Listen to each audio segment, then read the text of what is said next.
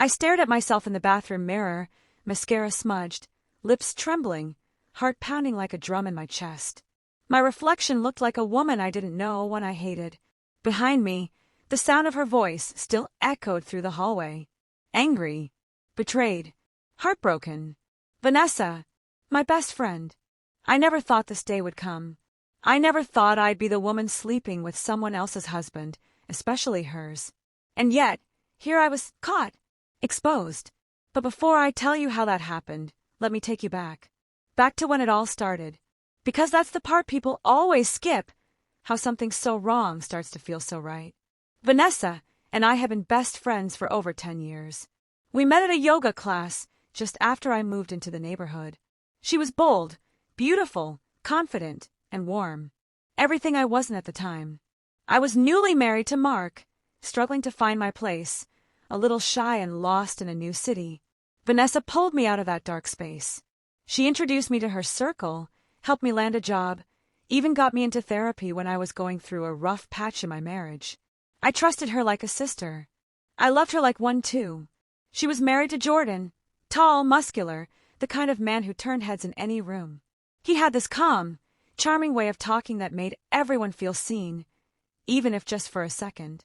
At first, I barely noticed him beyond being Vanessa's husband. But that changed, slowly. It started with a look. One afternoon, while Vanessa was out picking up wine for our little girls' night, I helped Jordan move some furniture in their backyard. It was hot. We were both sweating, laughing, just being casual. At one point, I lost my footing and almost tripped. He caught me, his arms wrapping around my waist. Our eyes locked for a second too long. That moment lingered in my chest longer than it should have. I told myself it was nothing, that it was just a reflex. But then came the texts. First, it was innocent. He texted to say thanks for the help. Then it turned into memes. Then late-night conversations. Deep talks about life, our partners, and everything in between. He listened in a way Mark didn't anymore. Mark came home tired every day, barely looked up from his phone or his laptop. But Jordan, he made me feel seen again. Desired. Important. One night, I was home alone while Mark was out of town for work. I poured a glass of wine and texted Jordan. I told him I felt alone. That things with Mark felt cold, distant. And he said something I'll never forget. If I were your man, I wouldn't leave you feeling like this. My fingers trembled. My body felt flushed. I should have stopped texting. I should have blocked him. But instead, I asked him to come over. And he did. I won't pretend I didn't know what I was doing. I knew. I just didn't care in that moment. When he stepped through my front door, everything else faded. His hands found my waist, mine tangled in his shirt. Our mouths met like two people who had waited years for that exact second. It was wrong. It was reckless. But it felt so damn good. I expected to feel guilty right after. And I did, just not enough to stop. We promised it was a one-time thing, but the very next weekend, I was in his car, driving to a hotel on the edge of town. Then another weekend. Then random weekday afternoons. Sometimes even in their house, while Vanessa was at the gym or running errands. God, I hate myself for that part. And yet I couldn't stop. I kept justifying it. Mark barely touched me. I felt invisible in my marriage. Jordan filled a space I thought had been dead inside me. He made me laugh. He made me moan. He made me feel alive again. Vanessa never suspected a thing. She still called me her sister. She still confided in me. Told me about their fights, their struggles, how she wished Jordan would open up to her more. I was sitting there, listening like a friend while sleeping with her husband behind her back. It was like living two lives. But let me be clear, this wasn't love. At least, not in the fairy tale kind of way. It was passion. It was lust. It was dangerous, dirty, and addictive. Like a drug you know will kill you, but you take it anyway. I know some of you are judging me already, and maybe you should. But trust me, this story doesn't end in kisses and secrets. No, it ends in fire. Because what's done in the dark always comes to light. If you think things are messy now, wait until you hear what happens next. Like and subscribe for more twisted real-life stories like this one. It's only going to get deeper from here. One afternoon, Jordan and I were at a spa outside town. He had booked us a couple's massage, under fake names of course. As we walked out of the room, towels still around our waists, we heard someone laugh at the front desk. It was Vanessa's laugh. We froze. Luckily, she hadn't seen us. She was checking in with another friend. Jordan pulled me out through the staff entrance like we were escaping a crime scene. That day, my hands shook all the way home. I couldn't breathe, couldn't think. But even then, I didn't stop. I couldn't. I was in too deep. And that's the thing about affairs, they don't stay hidden forever. So when Vanessa left town for a weekend work trip and Jordan came over to keep me company, I thought it was just another thrill. Another escape. We laughed, drank wine, watched a movie on my couch, and then moved to the bedroom. Only this time, Vanessa came home early, and she walked in at the worst possible moment. The look on her face. I will never forget it. I remember the exact sound of her gasp. Sharp, shocked, almost inhuman. Like someone had punched her in the gut and left her breathless. I scrambled to grab the blanket, to cover myself, to pretend this wasn't happening. But it was. Her eyes scanned the room, sheets tangled, wine glasses on the nightstand, her husband naked beside me, just as stunned. Vanessa didn't scream. She didn't cry. Not right away. She just stood there, frozen. Then her voice cracked like glass. You my best friend. I couldn't speak. My throat closed up. Jordan reached for his boxers, trying to say something, anything, but she was already backing out of the room like she'd seen a ghost. Her hands shaking, her mouth twisted in disbelief. It felt like my heart was being ripped out of my chest. But to understand how we got there, you need to know what happened before that day. After our close call at the spa, we should have stopped. We both said we would. Jordan even said, "This is getting dangerous. I don't want to hurt her." But it was all talk. We were too deep, addicted to the thrill, to the secrecy, to the way it felt to be wanted like that. It wasn't love, but it felt like something close. The affair didn't make me happy. That's the part people don't talk about. I was anxious all the time, paranoid, guilty, but I was also addicted to it. Every message from him made my stomach flutter. Every time we touched, I felt alive. And every time I looked at Vanessa, the guilt ate at me.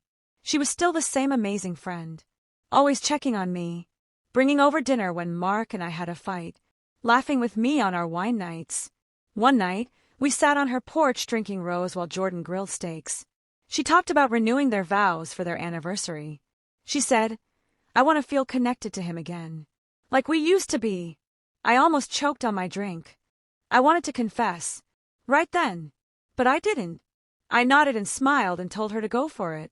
I was lying to her face, telling her to rebuild a marriage I was helping to destroy. The turning point came when Vanessa planned a weekend trip for a women's business event. She asked me to check on Jordan, drop off some homemade soup she'd frozen, and make sure he doesn't burn the house down. I should have said no. God, I should have said no. But I didn't. Instead, I bought a new dress. I shaved my legs. I wore perfume that Jordan once said drove him crazy. That Friday night, I walked into her home like I belonged there. I set the soup in the fridge, poured a glass of wine, and waited for him on the couch. When he walked in, he didn't say a word. He just kissed me. We didn't make it upstairs. We ended up on the living room floor. Then again in the kitchen. And finally in their bedroom, her bedroom. The same place Vanessa used to show me her new sheets, her makeup stash, her shoes. The same room where she once cried on my shoulder after a fight with Jordan. I betrayed her in every corner of that space. And then, the door creaked open. I thought it was the wind, until I heard the suitcase drop. Vanessa stood at the doorway, her heels still on, her car keys in hand, her eyes locking on us. Everything after that happened in a blur. Jordan tried to explain. "It was a mistake," he shouted. She laughed. That cold, bitter kind of laugh that sounds like someone breaking inside. A mistake? This has been going on, hasn't it? I tried to say something, but she held up her hand. "Don't. You don't get to speak to me. Not now." She didn't hit me. She didn't throw anything.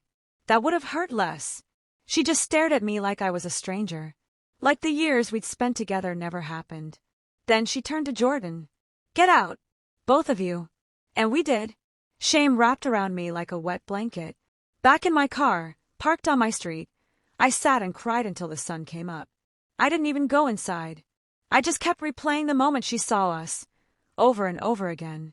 I expected Mark to find out soon. I didn't expect Vanessa to tell him that night. But she did. She called him, told him everything. He came home the next morning with bloodshot eyes, threw a suitcase at my feet, and said, "You disgust me." No yelling. No tears. Just cold silence. By Sunday night, I was alone. Jordan had gone back to his parents' place. Vanessa had blocked me everywhere. And Mark, he was gone. Caught in the act. Heart shattered. Friendships destroyed. If you're still listening, don't forget to like and subscribe. These stories don't get messier than this, and I've got more to tell. You know, people love to gossip about women like me. She's a slut. She wanted attention. She ruined a good thing. But they never talk about why.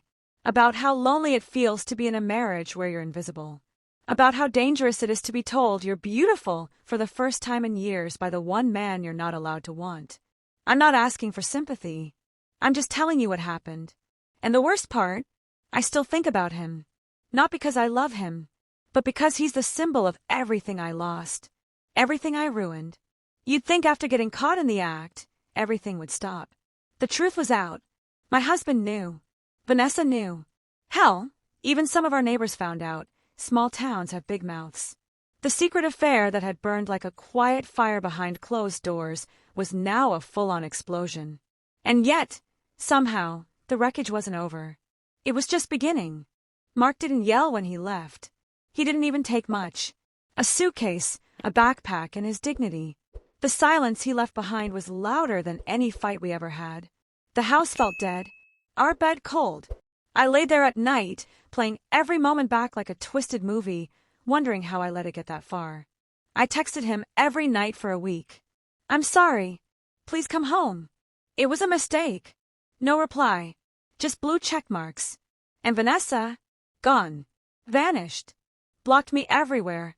Phone. Socials. Even mutual friends. She removed herself from the group chat we shared with the other neighborhood wives. Her usual Friday wine nights. Cancelled. The weekly grocery run she used to do with me? Never again. But she was still there, in the same town. I saw her at the gas station once, and our eyes met across the pumps. For a split second, I saw the pain in her face. She turned and got into her car without a word. That silence stung more than any slap. Jordan, on the other hand, didn't disappear. He started texting me again 2 weeks after the fallout. "I miss you. I can't stop thinking about you." She kicked me out for good. I stared at the messages like they were poison. And I hated myself for it, but I replied, "Me too. What was wrong with me? I had nothing left, no husband, no friend, no stability. And I still reached for the one person who helped burn it all down. I told myself it was about closure. One last meeting. A way to say goodbye. But deep down, I knew that was a lie. That Friday night, we met at a motel on the edge of town. Cheap room. Dim lights. A bottle of whiskey he brought from his car. I should have turned around the second I saw him. But instead, I opened the door and let him in. No words. No apologies. Just hands, mouths, and skin. It wasn't romantic. It wasn't even passionate this time. It felt desperate. Two broken people clinging to the wreckage they created. Afterwards, I lay beside him, staring at the cracked ceiling. "Do you ever think about how it all fell apart?" I asked. He sighed. "Every day. But I can't stop wanting you." I rolled over, put my clothes on, and left. No kiss. No goodbye. Just silence. That was the last time I saw Jordan. The final blow came 3 days later. My boss called me into his office. Sat me down. Closed the door. "I'm going to be honest with you," he said. "We've had some complaints. Rumors. Your name is being passed around town like wildfire. I think it's best we let you go." I didn't even argue. I just nodded. Packed up my desk. Walked out. My career, gone, because of a personal choice that became everyone's business. Later that week, I came home to find graffiti sprayed on my garage door. "Homewrecker. Whore." I broke down in the driveway, sobbing into my hands as neighbors peeked from behind their blinds. They used to wave. Now they whispered. I had become the woman people warned their daughters about. If you've made it this far, you already know this isn't some fairy tale. It's the kind of messy, painful truth people don't talk about, but I will. So like and subscribe for more of these raw, real stories. Some mistakes haunt forever. One night, I got drunk and called Vanessa. Blocked. I created a new number and tried again. She answered, probably by accident. Vanessa, please, I'm sorry, I whispered. Silence.